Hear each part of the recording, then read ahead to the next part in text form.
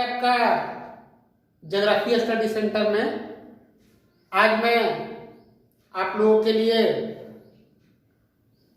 Political science लेकर आया हूं। पॉलिटिकल साइंस का सिलेबस बताऊंगा कि उसमें क्या क्या पढ़ना है, क्योंकि किसी भी विषय को पढ़ने से पहले उसका सिलेबस जान लेना जरूरी है। तो आज चलिए हम लोग पढ़ें और जानें, समझें सिलेबस के बारे में। तो देखिए, ये इसमें पॉलिटिकल साइंस में 2 सेक्शन होता है। कितना? 2 सेक्शन, सेक्शन ए और सेक्शन बी। आप लोग को दिखाई दे रहा होगा, तो इसको नोट करते जाइएगा। सेक्शन ए में पढ़ना है स्वतंत्रता के समय से भारतीय राजनीति, ठीक है।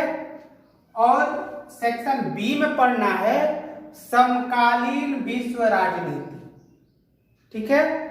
और इस पॉलिटिकल साइंस में मैं बता दूं कि इसमें प्रैक्टिकल नहीं होता है, क्योंकि बहुत सारे बच्चों को जानकारी नहीं होता है कि किस सब्जेक्ट में प्रैक्टिकल होता है, किसमें नहीं। इसमें प्रैक्टिकल नहीं होता है और इससे आपको कुल 100 मार्क्स यानी कि 100 मार्क्स का एग्जाम होगा, जिसमें ऑब्जेक्टिव और सब्जेक्टिव दोनों प्रकार के प्रश्न पूछे जाते हैं। और टाइमिंग 3 घंटा 15 मिनट का होता है।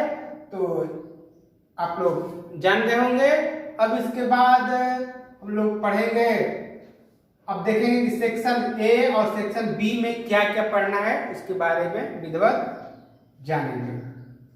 अब इसके बाद हम लोग देखेंगे कि सेक्शन ए में क्या क्या पढ़ना है। तो आप लोग देखिए कि स्वतंत्रता के समय से भारतीय राजनीति, ये सेक्शन ए है और इसमें 54 यानी कि इस सेक्शन से यानी कि टोटल आपका इसमें 10 यूनिट है और 10 यूनिट मिलाकर इससे आएगा 54 मार्क्स का, यानी कि 54 नंबर का आएगा प्रश्न, ठीक है। तो चलिए हम लोग देखते हैं यूनिट 1। यूनिट 1 में क्या पढ़ना है?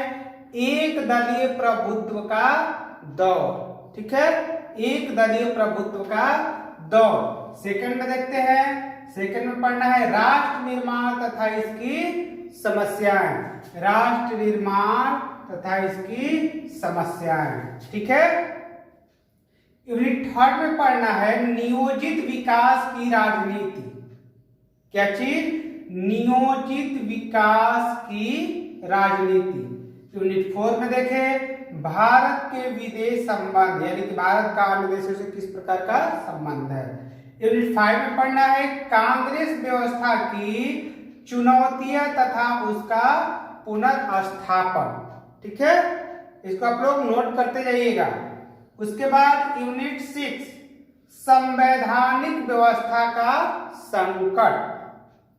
यूनिट 7 पढ़ना है क्षेत्रीय आकांक्षाएं एवं संघर्ष। क्षेत्रीय आकांक्षाएं एवं संघर्ष, ठीक है।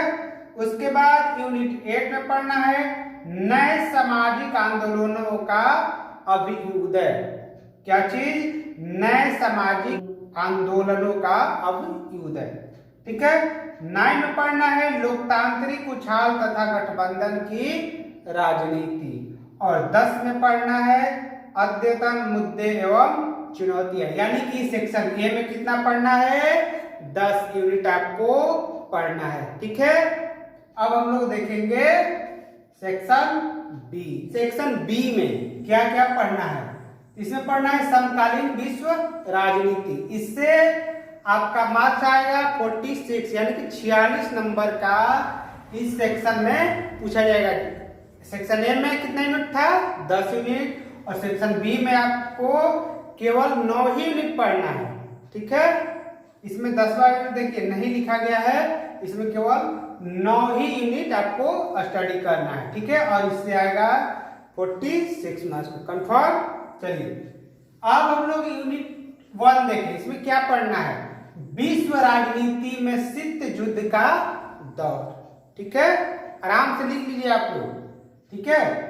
विश्व राजनीति में शीत युद्ध का दौर। अगर किसी स्टूडेंट को क्लियर नहीं दिखाई दे रहा तो मैं बोल रहा हूं, उससे भी आप लोग नोट कर सकता हूँ मगर मैं ये प्रयास कर रहा हूँ कि आपको अच्छा से यहाँ से दिखाई दे रहा होगा, और इसके लिए लगातार प्रयत्नशील हैं हम, ताकि आप लोगों को अच्छा दे और अच्छा आपको बताएं, समझाएं। ठीक है, चलिए अब यूनिट सेकंड देखिए। यूनिट सेकंड में द्वितीय विश्व युद्ध का विघटन एवं द्विध्रुवीयता का अवसान यूनिट 2 में पढ़ना है। यूनिट 3 की बात करें, यूनिट 3 में पढ़ना है विश्व राजनीति में अमेरिकी प्रभुत्व, मतलब कि अमेरिका का विश्व के राजनीति में क्या योगदान है, क्या नहीं है, उन सबों का चर्चा इसमें करना है। ठीक है, यूनिट 4 में आर्थिक एवं राजनीतिक सत्ता के वैकल्पिक केंद्र के बारे में पढ़ना है। यूनिट 5 की बात करें तो इसमें उत्तर शीत युद्ध काल में दक्षिण एशिया, यानी कि दक्षिण एशिया में शीत युद्ध के बारे में पढ़ना है कि दक्षिण एशिया में शीत युद्ध किस प्रकार से, शीत युद्ध क्या होता है, कैसे होता है, इसके बारे में हम लोग स्टडी करेंगे। यूनिट 6 एक ध्रुवीय विश्व में अंतरराष्ट्रीय संगठन। यूनिट 7 की बात करें, यूनिट 7 में है समकालीन विश्व में सुरक्षा, समकालीन विश्व में सुरक्षा पर इसमें पढ़ना है। ठीक है, यूनिट 8 की बात करें तो इसमें पढ़ना है विश्व राजनीति में पर्यावरण एवं प्राकृतिक संसाधन। ठीक है, विश्व राजनीति में पर्यावरण एवं प्राकृतिक संसाधन का क्या योगदान है, इसके बारे में आपको पढ़ना है। ठीक है, उसके बाद यूनिट 9 में पढ़ना है भूमंडलीकरण एवं इसकी आलोचना।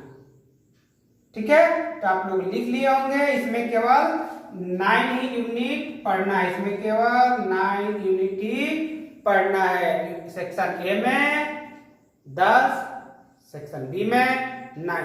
ठीक है, तो इसको आप लोग लिख लीजिए।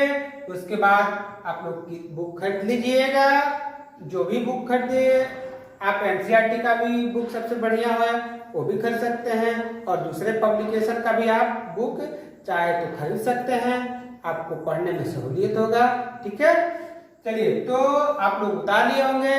अब मैं बता दूं कि अगर आप अभी तक हमारे चैनल को सब्सक्राइब नहीं किए होंगे तो प्लीज कर दीजिए, ताकि हमारा हौसला भी बढ़े और अच्छा से प्रयास करूं, क्योंकि मैं और हमारी टीम मिलकर इतना प्रयास आप लोग के लिए कर रहे हैं, इतना मेहनत कर रहे हैं, तो आपका भी कुछ फर्ज बनता है ना कि थोड़ा सा हमारे लिए सहयोग करें। तो आप सब्सक्राइब कर दीजिए, लाइक कर दीजिए, और हो सके दूसरे स्टूडेंट के पास भी शेयर कर दीजिए ताकि वो भी इससे लाभ लें। ठीक है, और अगर आपको कहीं दिक्कत हो या फिर और कोई परेशानी हो तो आप हमारे कमेंट बॉक्स में लिखिए और मैं उसका जवाब दूंगा। ठीक है, तो आज का क्लास बस इतना ही। इसी के साथ अब मैं यह क्लास विराम करता हूँ। जय हिंद, जय भारत।